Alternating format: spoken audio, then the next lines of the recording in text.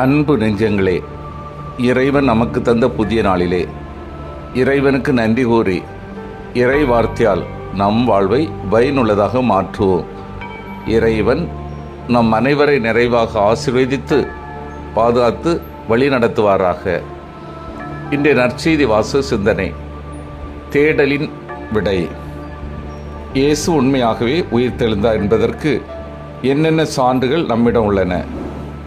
காலி கல்லறை, சீடர்களுக்கு அவர் கொடுத்த காட்சி, மகதலா மரியா மற்றும் சீடர்களின் சாட்சியம்.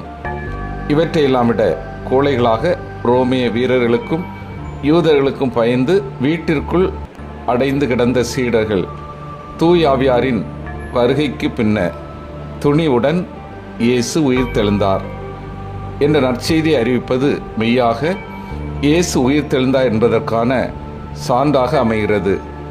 ஒரு பொய் செய்திக்காக ஒருவர் தம் உயிரை கொடுக்க மாட்டார் என்பது கண்கூடு.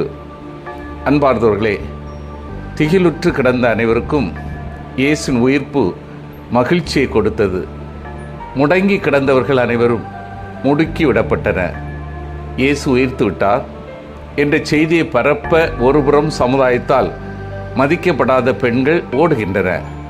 மறுபுறம் அவர் உயிர்ப்பின் செய்தியை சோற்றுக்குள் மறைக்கப்பட்ட பூசணிக்காயை போன்று மறைத்துவிட அதிகார வர்க்கத்தினர் ஆட்களை அனுப்புகின்றார்கள்.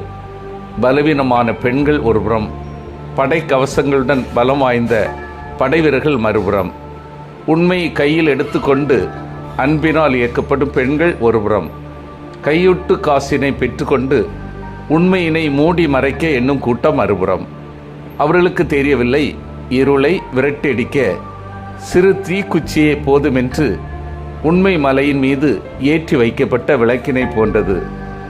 விளக்கினை தேடும் விண்மினி பூச்சிகள் ஒவ்வொன்றும் ஒளியினால் ஈர்க்கப்படும். தேடலின் விடை ஒளியில் மட்டுமே கிடைக்கும். உலகின் ஒளியை நாமும் வேட்கையோடு தேடினால் ஒளியை அடைந்து விடுவோம். சிந்தித்து தியானித்து செயல்படுவோம். இயேசுவின் உயிர்ப்பு எனக்கு மகிழ்ச்சியை தருகிறதா? இயேசுவுக்காக ஒவ்வொரு நாளும் நான் சான்று பகர்கின்றேனா? ஒவ்வொரு நாளும் இயேசுவை இதே தாகத்தோடு தேடுகின்றேனா? மன்றாடுவோமாக. வல்லமை மிக்க இறைவா, நாங்கள் அனைவரும் இயேசுவின் உயிர்ப்பை மகிழ்ச்சியாக ஏற்றுக்கொள்ளவும், இயேசுக்காக ஒவ்வொரு நாளும் சான்று பகரவும், ஒவ்வொரு நாளும் இயேசுவை இதை தாகத்தோடு தேடி கண்டுகொள்ளவும் வரம் தாரும். ஆமீன்.